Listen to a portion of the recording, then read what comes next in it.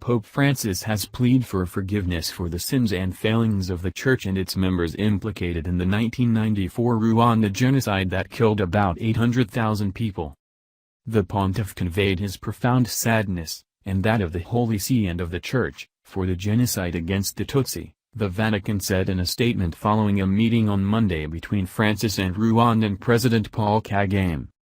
He implored anew God's forgiveness for the sins and failings of the Church and its members, among whom priests, and religious men and women who succumbed to hatred and violence, betraying their own evangelical mission, it said.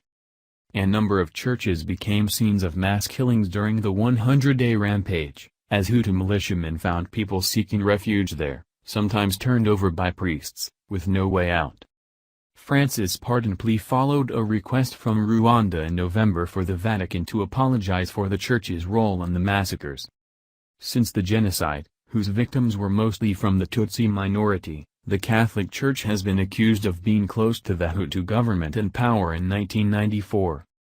Francis, 80, said he hoped this humble recognition of the failings of that period, which, unfortunately, disfigured the face of the Church, may contribute to a purification of memory and promote renewed trust. Several Catholic priests as well as nuns and brothers were charged with participating in the genocide and tried by the International Criminal Tribunal for Rwanda and by a Belgian court, leading to some convictions while others were acquitted. The highest-ranking church official to be tried for genocide was the late Bishop Augustin Misago, who was acquitted and freed from prison in June 2000. During the 20th anniversary commemorations in April 2014, Kagame accused the Catholic Church of having participated fully in establishing the colonial ideology that created the divide between Hutus and Tutsis, which he claimed led to the genocide. In November, a letter of apology signed by the bishops representing the 9 dioceses in Rwanda was read in all churches. But the Rwandan government said the local apology was not good enough considering the crimes committed. Local Catholic Church leaders had resisted efforts by the government and survivors groups to acknowledge the Church's complicity in mass murder, saying those church officials who committed crimes acted individually.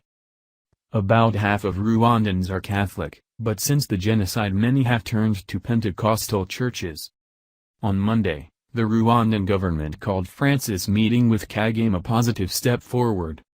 Today's meeting was characterized by a spirit of openness and mutual respect, said Foreign Minister Louise Mushikiwabo. It allows us to build a stronger base for restoring harmony between Rwandans and the Catholic Church.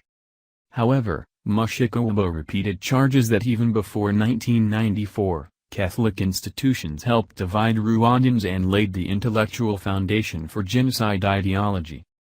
Today, genocide denial and trivialization continue to flourish in certain groups within the Church and genocide suspects have been shielded from justice within Catholic institutions, a statement said.